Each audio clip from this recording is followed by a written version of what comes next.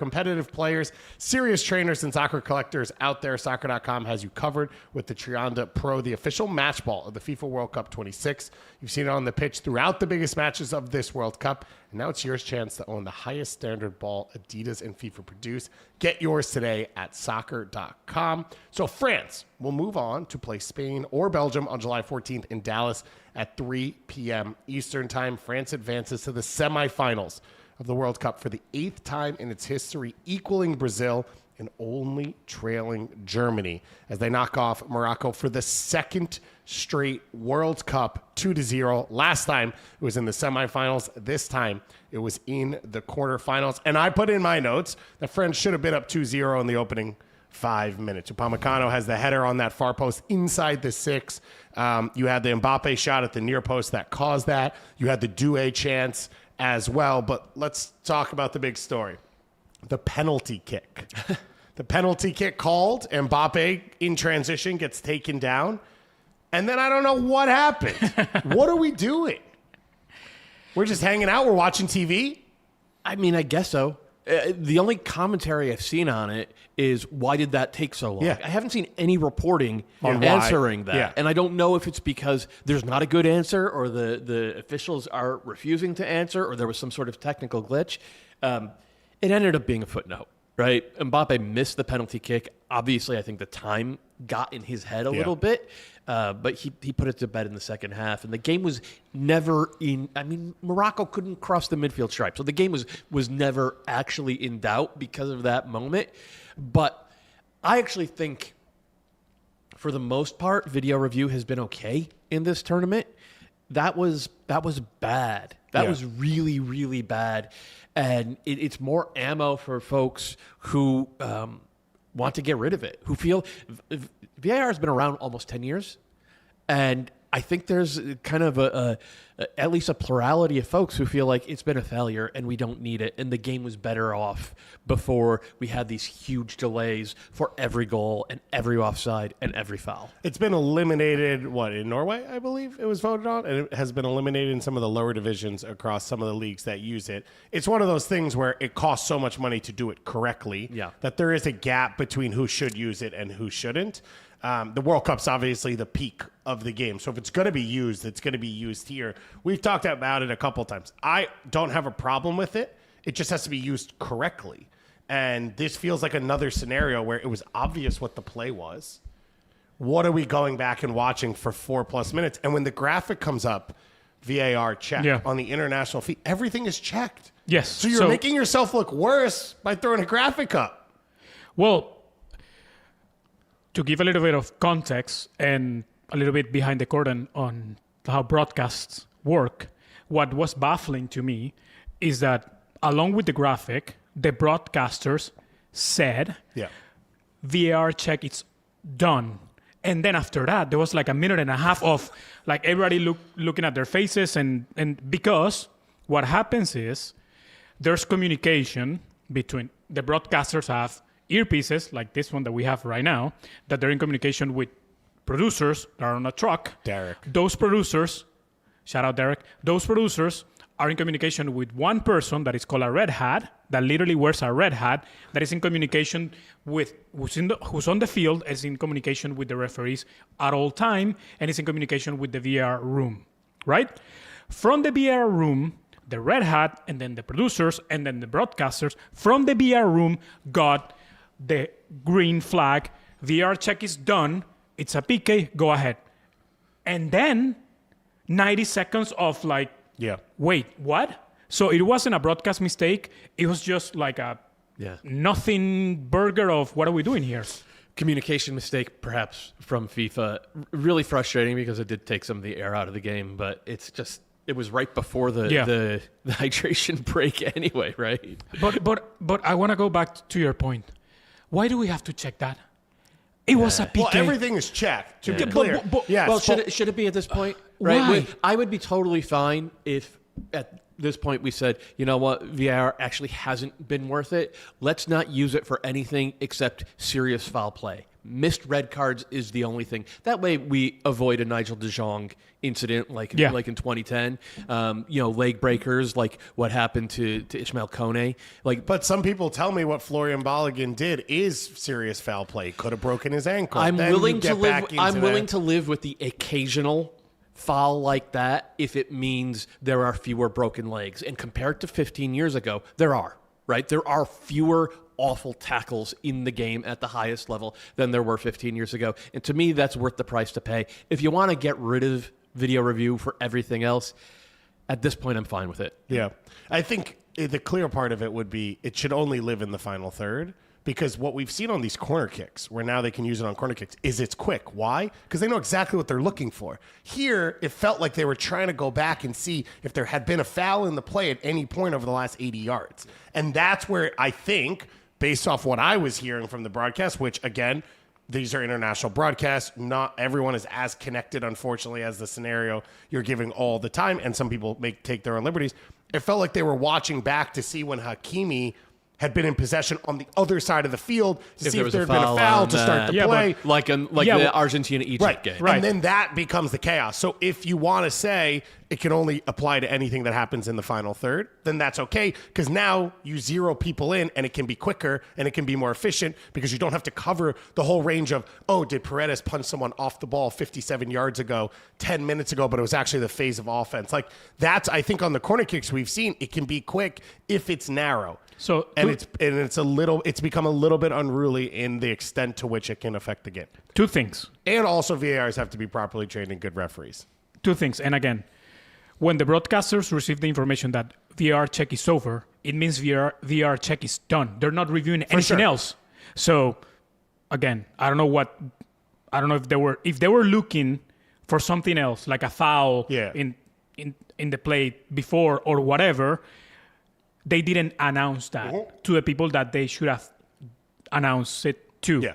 Second, but what you're saying, so if you want to use VR that way, that means that Egypt's goal should have, in your opinion, should have stand. Yeah. Yeah. Because I agree. I think you're re-refereeing the game when you take Egypt's goal away, which is different than helping 80 yards fix. Out. Yeah, helping. Well, and the point we made on the show was the work he had to do after, like the attacking phase of play didn't start. They won the ball back. Right. The attacking phase of play was after he beat 3 guys in his own half and started in midfield. So if you want to start from there on, fine. Like that's a different conversation. But I think these are debates we'll always have if you have the system in place. Now, we had debates when the system wasn't in place. Thierry Henry handballed the ball across the line, and a team didn't go to a World Cup. Diego Maradona punched the ball into the net. Did he? I need to see another angle on that one. I agree with you. Yeah. I agree with you. It's the greatest athletic play in history. Also, he deserved it. But Bono saved the penalty. Mm-hmm. His 4th penalty kick save between shootouts and regulation in World Cup history, which is the most. And also 3 misses. He's faced 9 penalties. Only 2 have been scored against him. Which is nuts. Now, part of this is the classic, if you win a penalty shootout and you go to a second one, you're already in territory that like no one's in. Right. And knockout tournaments, you don't lose a lot of things because when you lose, you're just like out. So the only way to stack stats is when I say this all the time, NCAA tournament, like, Coach Krzyzewski's only lost 3 games in the last 10 years. Like, because when you lose, you're done. You don't stack losses. You only stack wins when you do well. But Bono, I mean, it's been Morocco's DNA. They did it at the last World Cup. It hasn't happened as much this World Cup, but then you get this penalty kick shootout, and Mbappé gets to make history in this game. So here's your stat. There's been 4 occasions in 60 years a player has scored, assisted, and missed a penalty in a World Cup match. 2 have happened in the last 3 days. Oh, wow. Messi versus Egypt and Mbappe versus Morocco. Who are the other 2? I have zero idea. I didn't get that stat. I didn't get that far. But it shows the space these 2 players are in together. Yeah. And it does feel, as great as Haaland and Kane have been, it does feel like Mbappe and Messi are continuing the back and forth that really began last tournament in the final when, that is still to me the greatest soccer game that's ever been played, and we might be on track for a rematch, which is just delicious. I have a question for you guys with Mbappe, because I feel like he gets criticized mostly bad stuff off the field, especially since he moved Do to you think people Real dictate Madrid. that on him? To Real Madrid. I don't think it's put into dimension what this guy has done in a World Cup. Yeah.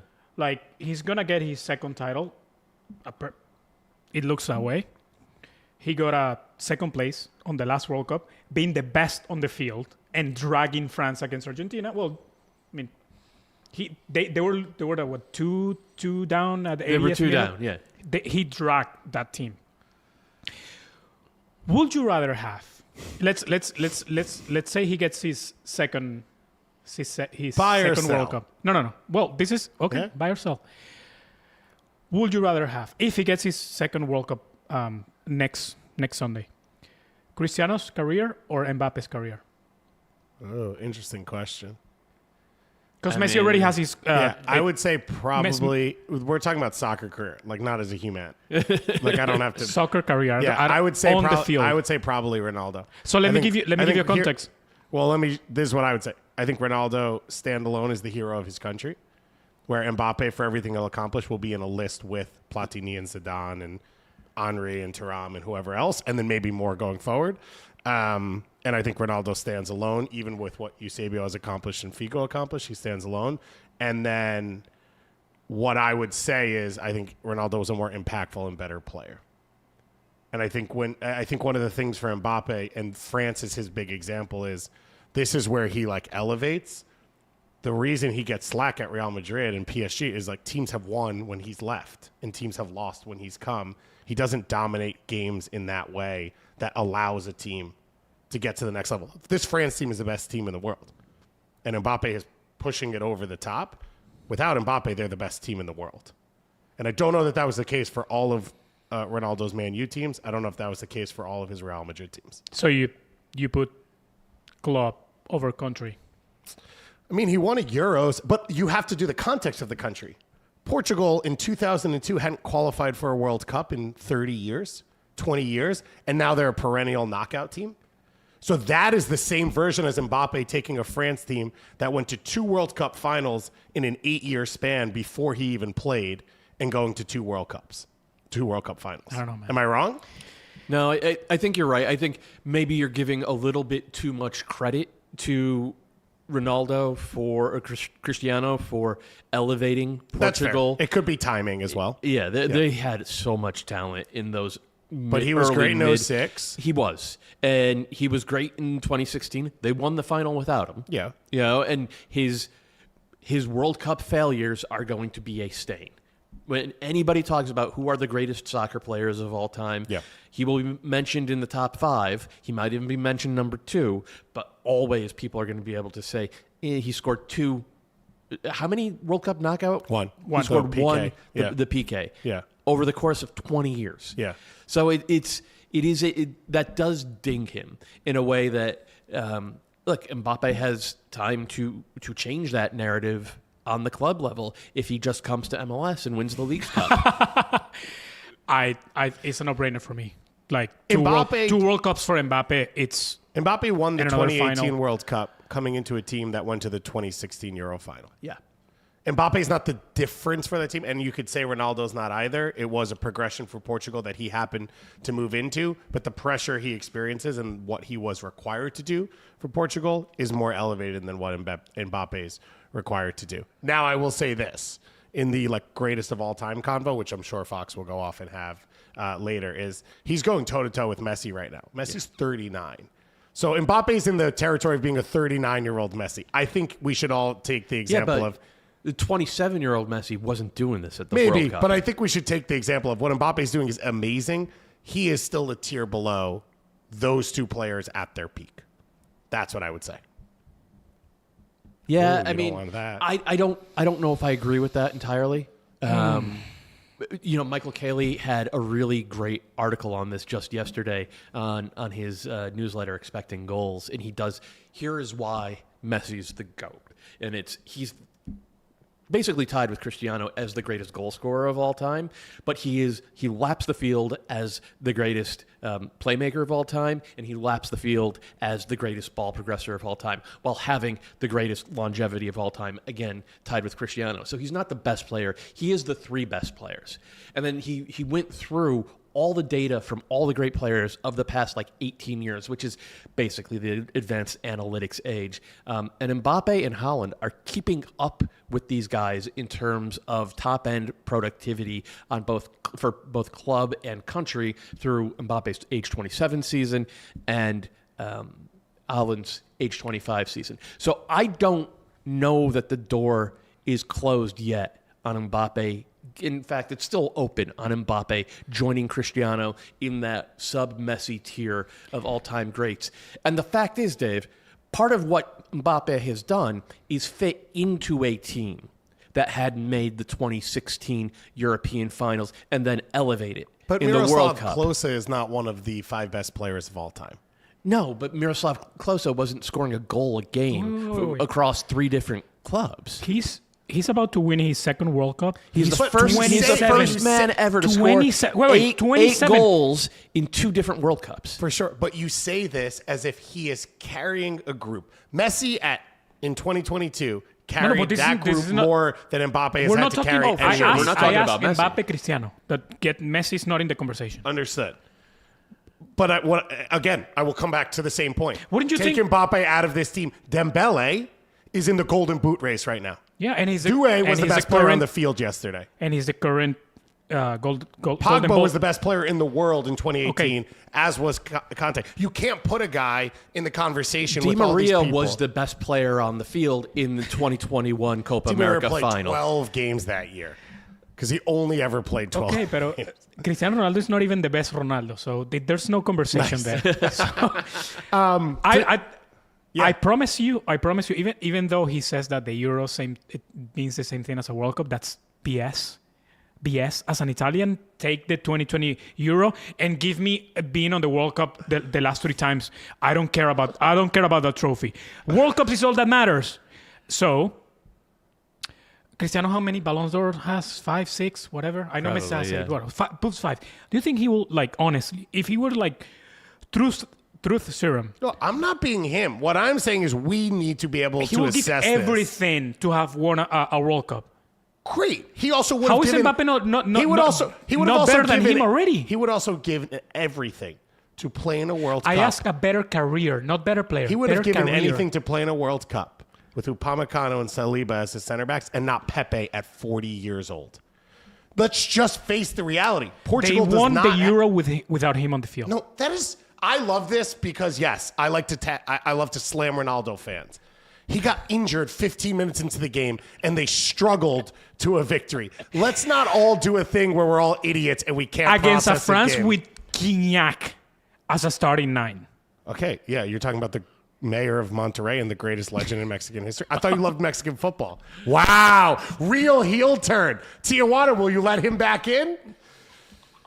Can we talk about the game? Yeah, let's talk about the game. Dominance from France, 22-5 in shots. Morocco didn't have their first shot on target until the 83rd minute. I think it was a short free kick to Inahi, who took the long strike. Mbappe now has scored 8 game-winning goals at the World Cup. I talked about why I believed Morocco had a chance to win. And what I said off the top was the option to just play no center forward. And I understand Rahimi is not a special player. And he has missed big chances, which is what I kept harping on. That one too. Yeah. Harp, I'm in the space. There was no outlet for Morocco. There was no central piece to the attack to play central through. And every time they did pass midfield, it was 2 wingers on the left, 1 winger on the right, a right back on the right, and nothing down the middle. And France could press high because there was no outlet. And then France could push numbers wide and close things down. But even when Morocco created space down the wings, there was nothing to cross to. France wanted Morocco to create space down the wings and get Hakimi forward because every time he went forward, they just attacked that space.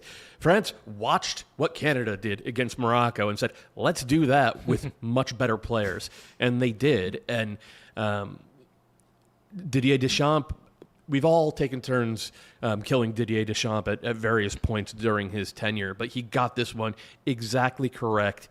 They smothered Morocco so emphatically it was like they were not even in the game, and then they were ruthless about finding those spots. They weren't ruthless in front of goal. This was not a good finishing game, including the PK, obviously, from France, but it didn't matter because it never felt like Morocco was going to find a goal, ever. Yeah. And we talked about how big the injury to Siberia was. And there's probably a scenario in here where Ohabi, there's nothing he could have done. No. He played the talent he had. There was no one he could fit in. And he brings Rahimi. You could have given Morocco a 12th man on the pitch, and I don't think it would have mattered. That's how good France If were. you'd given them Siberia, I think they would have had a shot. I'm serious. He's been that good at this World Cup at the one thing that they don't have. Doué got the start.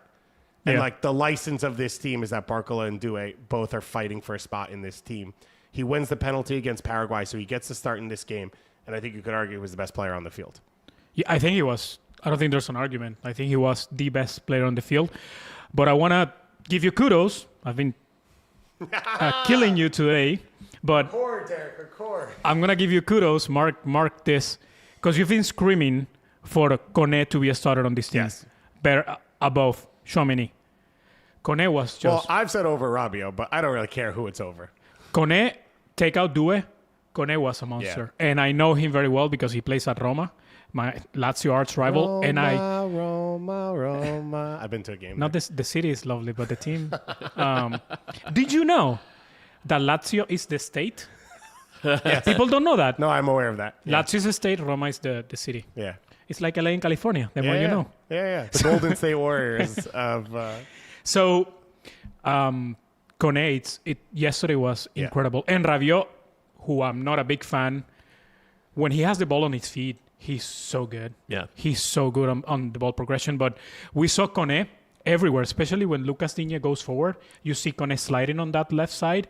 And I think that's the only side of the field when eventually, if Spain wins today, that right side with Lamine Yamal, let's see how Lucas Digne deals with him. But besides that, and I mean, I sound like a broken record, this team is perfection. I don't think after Brazil 2002 team, we've seen such an overwhelming machine on a World Cup. To that point, Zaire Emery made his debut yesterday, Champions League final starter, one of the most influential players Another on the PSG team. Academy Mateta made his debut yesterday, experienced center forward. Marcus Thuram has still not appeared at this World Cup, and France is still able to knock them off. Now, two notes here. One, Dembele scored, so he's back into the Golden Boot race. Love that. 19 chances created between Mbappé and Dembele for each other is the most ever in a World Cup game for two players for each other. So, fraternity and all that stuff, all the big French Revolution stuff that they can be involved in. Liberty, equality, fraternity. Yeah, the right to property. That's obviously the most central right to all of us. But Mbappe did sit down in the 75th minute of this game and was taken off the field with an ankle injury. He says he is fine. Listen, if he's as important as you say, it's something to watch out for. You got to be nervous about this one. You're putting words in my mouth that I didn't say. It is something to note, and it's something we will watch out for and track as they head into what will be a semifinal against either Spain or Belgium. So we are going to talk a little Spain and Belgium, but to do so, we are going to start out with our soccer.com kit segment, which we've really been enjoying doing, talking about some of the best kits in the history of the game. So you can go to soccer.com to get the current kit for Belgium, which I think is pretty special, and we will talk about in just a moment. But to start out, let's talk about some of the best historic kits for this Belgium team. And let's take a look at 1984, which for some reason was a really influential year for Belgium and their kits. And we start with the away kit. Derek, if you can bring me up here. We have... Oh, Derek doesn't see me, so he can't bring me up. So maybe... No, I'm obviously not on the right tab, Derek. Come on, lock in. No, I'm on the wrong tab again, somehow. Okay, well, I'll just wait a moment here. Why don't you guys talk about Belgium for a second? It feels to me like Spain should kind of dispatch them pretty easily. And that's no disrespect to Belgium, but obviously they have a ton of talent. They showed a lot of that against the U.S., but we've just spent 20 minutes talking about how France are unbeatable. Each of the last 2 summers, Spain beat France, first in the Euros in 2024, and then in one of the best games I've ever seen in Nations League semifinals, 5-4 last year. It was a Spain team that was clicking in a way that this one hasn't been clicking yet, but also the Spanish team is yet to give up a goal. Yeah. They're really good. Yeah. They've not conceded a goal the entire World Cup, which is absurd. They've added a round of 32 game, and they've still not conceded a goal at the entire World Cup. But let's look how fancy Belgium looks in their kits when they lose to Spain historically. This was 1984. Yeah, that's sharp. And I Sporting Kansas City, 2013, right? I love a little bit of Argyle, a little collar as well. So for Belgium, they always have red for the home kit. And then the away kits, they are one of the most creative. So back in 1984, they ended up having this goalkeeper kit, which then got honored in 2018 as their away kit in the gold, which is super classy. Then at the last Euros, they went with a Tintin-inspired away kit. So this blue is the famous cartoon with the brown shorts and a white collar. I mean, like, who else is bringing this creativity to what they do? Children's books? Come on. And it worked pretty well for them because they went to the World Cup semifinal, which was a historic. That's their high water mark. And now, I would argue they've come back with almost an equally impressive creative away kit. So this is based off a famous painter from Belgium. Doyle, this was going to land on you. You're the painting expert. No, I am not. You are not the painting expert? No. You told me you were going to know about this. I love that one. I knew it happened, but I didn't know which painter it was. I'm not really great with the visual arts. You know that 2018 blue that you just showed, it's an homage to the Adventures of Tintin. Yeah, that's what I said. Tintin kit. Oh, I wasn't. Yeah, listening sorry. to it. So the artist's name is Magritte. And Sorry. and what they ended up, Magritte. Yo, this is not a pipe. There you go. Sorry, Dave. you literally said this to me last time I brought it up, and I was like, okay, Doyle understands this more than I do, including they were using that art for the release. I love so the jacket. there's pictures of all the players without their faces in there to help release this kit. I would say if you look at that Tintin kit, it's one of the ones where if people have it, you're like, that person knows ball. I mean, $80, go on soccer.com and get this, because I think over the next 10, 15 years, it's going to be like, oh, wow. Is that, You know what? Is that 26 Belgium? Magritte's most famous painting, the dude standing there with the apple over his face. And that's what they used for the release for the jersey, which I thought you were going to explain. Yeah. And I thought we were going to nail that. Yeah, I kind of one. let you down there. Yeah. Well, I've been let down. It's like the U.S. national team versus Belgium right there. And That was my everyone performance. else in multiple And ways. me not listening to you. It's been a rough couple minutes. Okay. Morocco, we just didn't show up. Yeah. Am I Pulisic? Yes. Actually, you've chosen that I for actually yourself. could use a rest. You've chosen that for you. Now I can rest. You talked about Spain, the quality. Leandro Trossard leading the World Cup in chances created. So there is danger in this Belgium team. Yeah.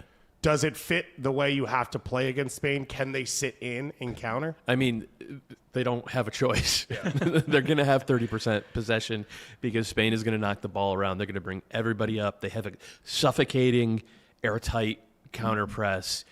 The question is, can they find those pockets of space and the combination play down both sidelines, right? Because Baena has been great on the left with Cucurella overlapping. If you don't get out to them, they will either fizz the ball across the six to the back post, and Lamine Yamal has been better at his box arrival this year, or they will pull it back to the penalty spot, and Oyarzabal is so smart about finding those spots. And if Oyarzabal is actually making the hard run, then one of the central midfielders will release. And I kind of wonder, because I like Dani Olmo a lot, he hasn't been overwhelming in this tournament. I wonder if we might see Michael Merino get the start, because he made a difference off the bench. He's a little bit better in the counter press than Olmo is, and that feels to me like where they don't need moments of magic from the number 10. They need guys who work hard against the ball, get into the right spots, and finish, and that's Merino. And that's where Spain and De La Fuente hasn't found like their their groove yet Yeah. on center midfield. He tried Fabian Ruiz on the first game. Then he switched to Olmo. I mean, then he switched again. It would be Ferran Torres if Ferran Torres hadn't gotten injured. He was great. Oh, when he was came amazing.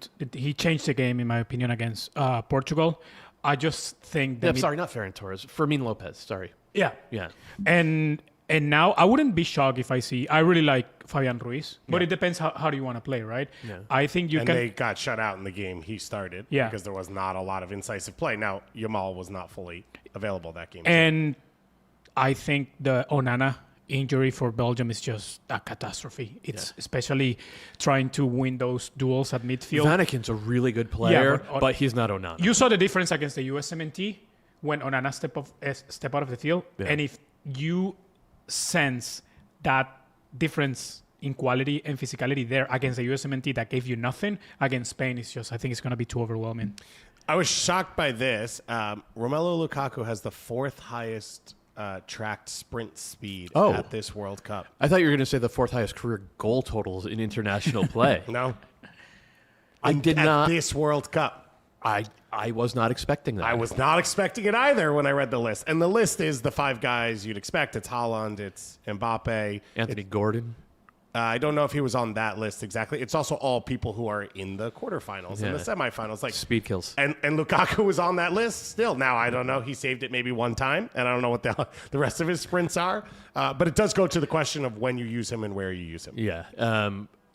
I still think you use him from the start in this one, and that might be stupid because he probably doesn't have 90 minutes against Spain in him. But it does give you the chance to maybe set the tone a little bit better than De Ketelaere does. And if you can set the tone and maybe knock Spain back on their heels a little bit, they get frustrated. If they're not in complete control of the game, they get frustrated, and they will do sometimes irrational things, and then you can.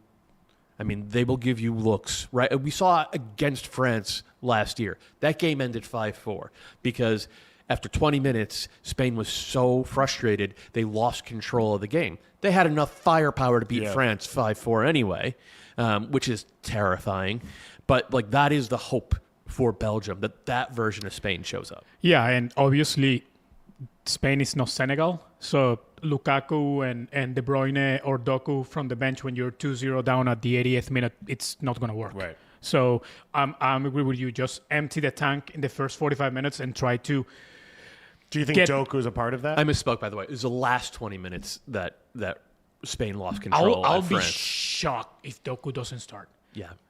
Lukaku, I mean, I will play him, like you said, just empty the tank for 45 minutes, try to get 1-0, 0-0, or whatever you can get in the 45 minutes, and then hold on. But Doku's your best player. Period. And he should be built for this matchup. Right. If you're not going to have the bulk of possession. So, because it also helps to try to pin back Cucurella, who's been a freight train on the left side, because obviously Lamine Yamal gets so much attention on the right side. 2-3 players are always on him, that Cucurella has all the space on the left. Then Doku attacking on the right side, maybe Cucurella doesn't. And that's where Spain hasn't been sharp yet, because on the first game, playing Gavi as a left winger, he's not a winger. And then they've tried, who else they've tried on the left wing? The Baena has been the starter, and he was... He's a been nothing effective. burger. Yeah, but against Portugal gave you nothing. It's when Ferran Torres came in place of him that he made a difference on the extra time. So I think that's where Doku could be dangerous and help the Belgium. And the Ferran Torres thing is interesting because we think of these Spanish players for the most part as players who keep the game small, right? Who are dominating in these 5-yard areas and ping, ping, ping, ping, ping, and they walk the ball into the net. Ferran Torres stretches the field. Yeah. Ferran Torres is a very north-south, very linear player, and it's a different look. I would be surprised if he started, but it's an important play. He has a chance to be an important player in this one. That said, I think Spain by multiple goals. This would be the most surprising upset to me of this round. Obviously, I was all in on Morocco, so I wouldn't have been shocked yesterday. I feel like the gap between these two teams now, if Belgium plays with the fire they played with last game, which is the one time they've done that in 5 games, then maybe it's a little bit different and maybe they found something. But this would be the most surprising one to me of the games that are left. One little note on this. So Zeno de Bass, who's 22-year-old center back for Sporting in Portugal, who is on this Belgium roster, has not played so far in this tournament. The Belgium Federation basically said, we believe he is healthy. Sporting has brought medical staff to LA to meet with the Federation, and they believe he is not healthy. This is something that's a little bit new. I mean, the fight between club and country is not new at all. Right. But we have seen the way that the club teams have been able to insert themselves. There was a conversation around Alphonso Davies. We still don't fully know Bayern Munich's, how much they were involved with the decision when and where to play. Makes sense to me that Bayern Munich would have that weight to throw around. Sporting? Yeah. But this is the fight that FIFA and clubs are in, right? We've seen now the money. So for anyone who doesn't know, the FIFA now pays out clubs for the amount of time for each player that plays at the World Cup. And for some clubs, it's a huge boon. It's $10,000, I believe, a game for these players. So if you are a smaller club in a different region where you don't sell players for millions of dollars, and a player goes and plays in 3 or 4 World Cup games, it's $40,000, $50,000 you're bringing in. Like the joke everyone made is Miami FC picked up Eloy Room and Jurgen Locadia, who played for Curacao, so they made $60,000 off of that alone. And then I think there's some added for time in camp and all of this stuff. And so this is the change of the relationship between FIFA and the clubs. And obviously the expansion of the Club World Cup is a part of this as well. There is money being flowed back into clubs from FIFA as clubs start to organize. And we saw it around the Super League, and we see it around some of the other organizations that sort of are creating ground or strength to sort of fight against FIFA. I assume that is part of this, is the opening the doors to clubs who pay the contract week in and week out for these players to sort of help assess whether or not they are healthy to play. I mean, Landon would punch the medic in the face, but for other athletes, maybe they would listen to the medical advice. Well, a more familiar example of what you're saying, that's what's going to happen with Christian Pulisic. FIFA's going to pay Milan for the time that he's going to be unavailable, which is, per reports, first few weeks of the new season. So he's going to be resting.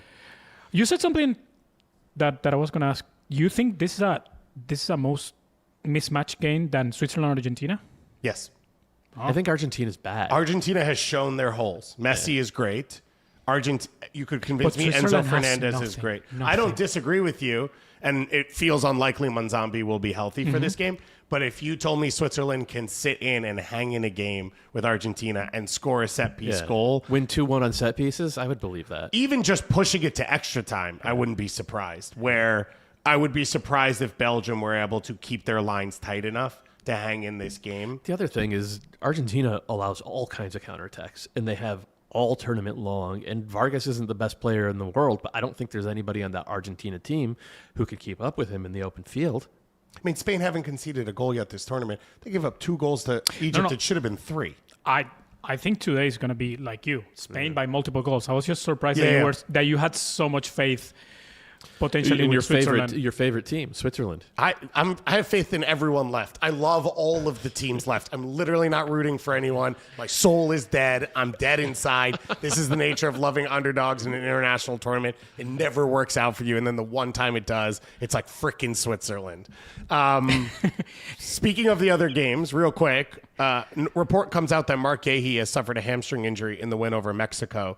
He is being monitored right now. Declan Rice is sick for like the 13th time in this World Cup. And then obviously Quansah received a 2-game suspension for his red card tackle in the Mexico game. We already know, of course, the injuries at right back for this England team. So one of their strengths, this back line, especially the center back position, is slowly being chipped away at, because the odds are, I have no idea, quite honestly, what they're going to do unless they start Judge Spence at right back. They're going to have to move a couple pieces around. Would it be Stones and Quansah together in central defense? Yeah, and then who plays right back?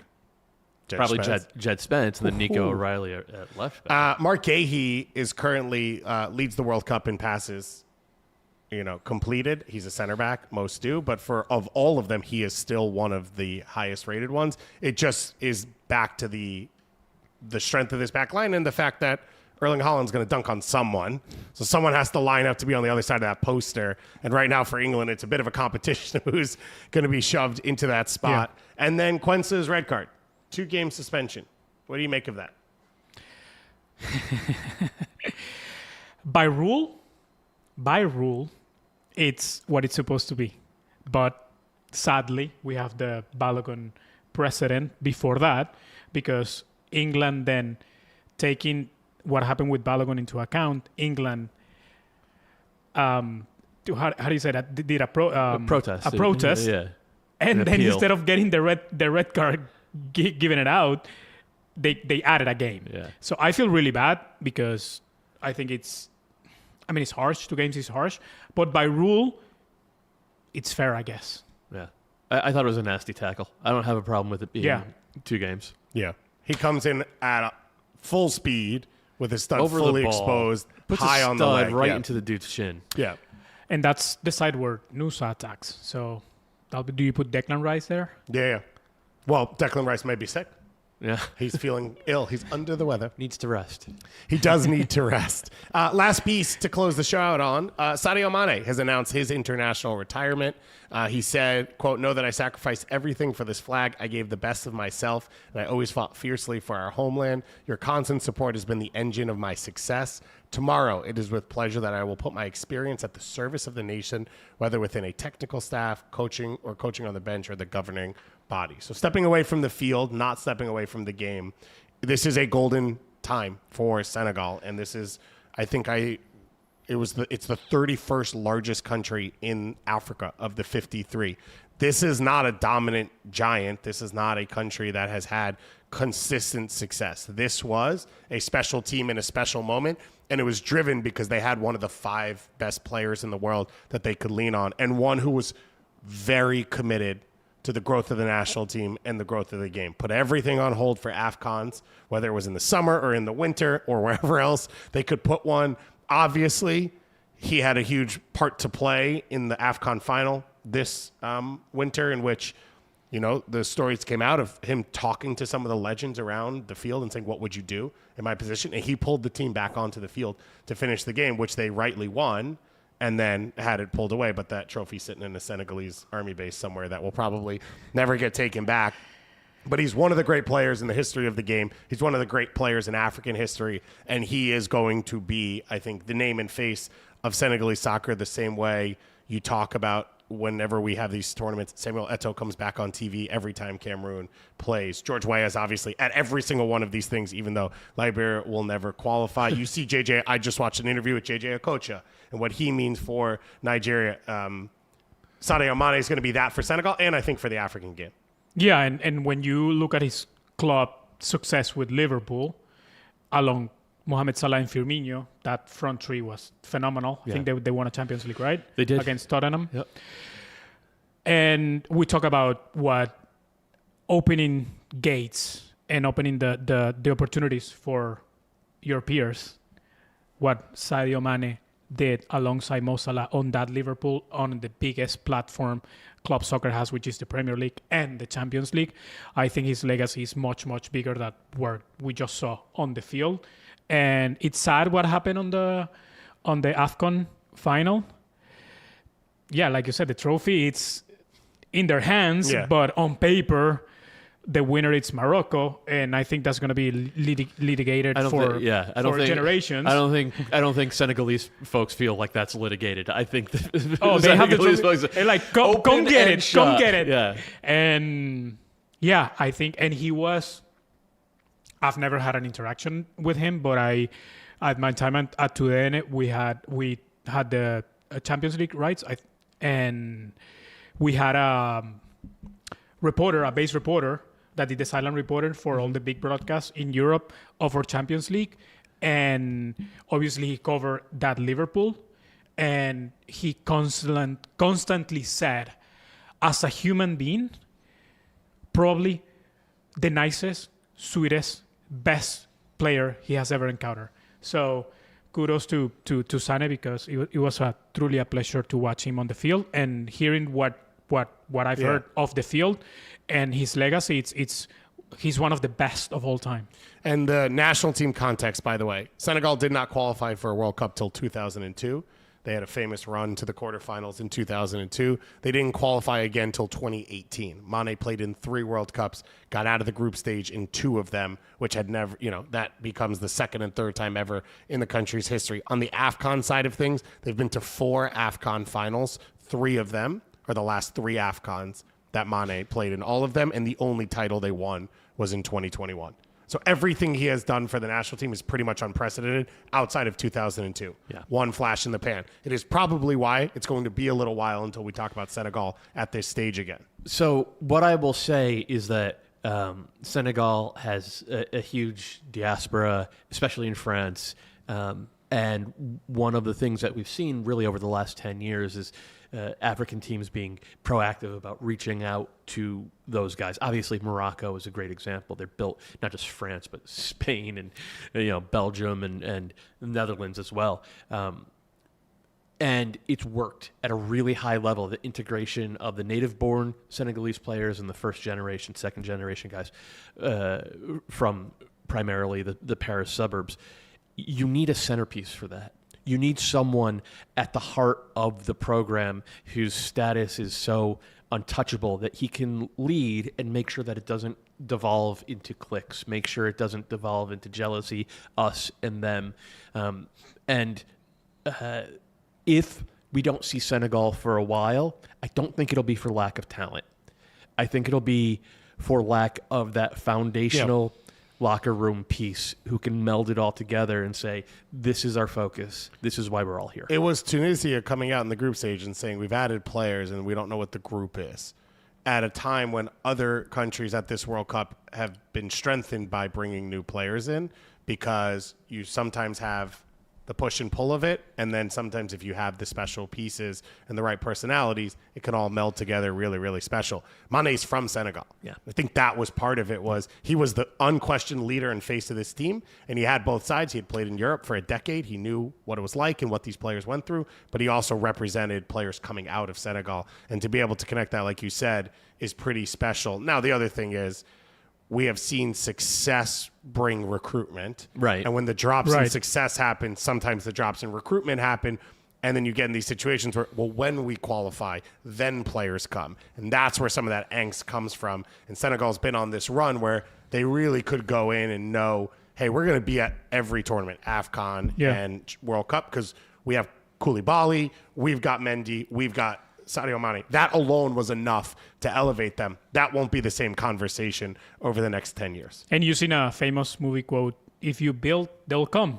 Nice. Talking baseball, baby. Ball players. There you go. So you suck on that, Mike Francesa. You've praised, and we've praised, obviously, with their, which has been very fair, Morocco or Norway, and you've talked about how they've invested in the program. So for Senegal and these teams that has found recent success, you can't sleep on your laurels, right? You got to keep building, keep investing, because this World Cup has shown the results. Again, Norway, Morocco, look at where they are, right? And like you said, players have chosen Morocco over France because they see, right? The commitment, the building, the program.